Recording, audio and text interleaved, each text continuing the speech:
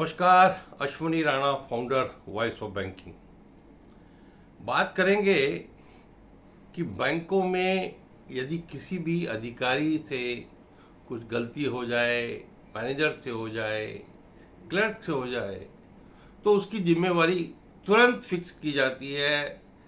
Letter, memo, chargesheet और उसको punishment दे दी जाती है। यानी कोई भी आदमी जिसने वो गलती की जिम्मेवार है, उसको बख्शा नहीं जाता। लेकिन आज हम जो बात कर रहे हैं, बैंक ऑफ बड़ौदा ने दुबई की एक हेल्थ केयर कंपनी के सेटलमेंट में 5700 करोड़ रुपए दे दिए। वो क्या है किस्सा, वो बताएंगे। लेकिन सबसे पहले, क्या बैंक ऑफ बड़ौदा और सरकार, फाइनेंस मिनिस्ट्री किसी अधिकारी की, किसी एग्जीक्यूटिव की जिम्मेवारी फिक्स करेगी,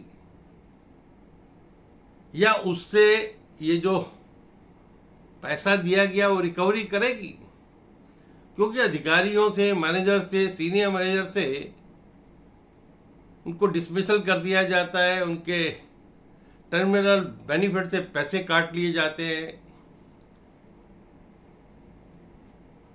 तो आज सबसे बड़ा सवाल ये है कि क्या बैंक ऑफ बड़ौदा, डीएफएस किसी को जिम्मेवार ठहराएगा? क्योंकि कोई तो जिम्मेवार होगा जिसके कारण से ये इतना पैसा बैंक ऑफ बड़ौदा को देना पड़ा। अब मामला क्या है? मामला समझते हैं। अबू धाबी में बैंक ऑफ बड़ौदा की जो ब्रांच है, उसके द्वारा वहाँ की एक बहुत बड़ी हेल्थ केयर कंपनी एनएमसी, जो हेल्थ केयर का बिजनेस चलाती थी, उसका फाइनेंस सब बैंक ऑफ बड़ौदा ने किया हुआ था। लेकिन अल्टीमेटली वो कंपनी जो है वो घाटे में चली जाती है, बैंक करप्ट हो जाती है, एडमिनिस्ट्रेटर उस पर बिठा दिया जाता है और उसका केस चलना शुरू होता है। उसमें सामने आता है कि बैंक ऑफ बड़ौदा की बहुत सारी कमियों के कारण ये उनके फाउंडर जो हैं बी.आर. शेट्टी, उन्होंने भी आरोप लगाया कि उनके द्वारा जो गलतियां की गई उसके कारण से ये कंपनी का हालत हुई है।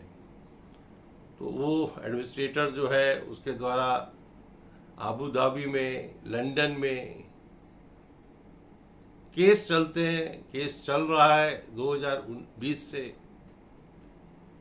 लेकिन बीच में ही bank of Baroda out of the court जाके सेटलमेंट करता है एडमिनिस्ट्रेटर्स के साथ कि हम ये 5700 करोड़ रुपए देते हैं।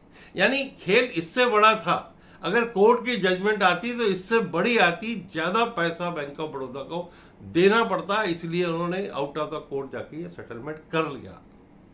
अब ये ठीक है कि ये क्रॉस कंट्री इशू है, सिर्फ बैंक की अथॉरिटी का इशू नहीं होगा, गवर्नमेंट की एजेंसीज भी इन्वॉल्व होंगी। लेकिन इनिशियली जो सारा केस जो बना, जिसके कारण से वो कंपनी दिवालिया हुई, तो उसमें सीधा सीधा बैंक ऑफ बड़ौदा इन्वॉल्व दिखता है। इसलिए उसने आउट ऑफ द कोर्ट जाके वो सेटलमेंट किया। तब सिर्फ सवाल यही है कि कब और कौन इसके लिए जिम्मेवार ठहराया जाएगा और उसको क्या पनिशमेंट मिलेगी, उससे क्या रिकवरी होगी। क्योंकि छोटा अमाउंट नहीं है। बैंक ऑफ बड़ौदा इसके ऊपर चुप है और उसने अपने बैलेंस शीट में भी इसका प्रोविजन नहीं किया था, और उसके बाद अचानक से ये पैसा देने के लिए तैयार हो गए हैं। शेयर मार्केट में शेयर गिर गया है। हालांकि भारत के किसी भी बैंक के लिए स्थिति अच्छी नहीं है, लेकिन आगे फ्यूचर में जो हम विकसित भारत 2047 की बैंकिंग की बात कर रहे हैं, उसमें भी क्या इस प्रकार के चीजें होंगी? तो कैसे होगा भारत का विकसित भारत 2047 का बैंकिंग?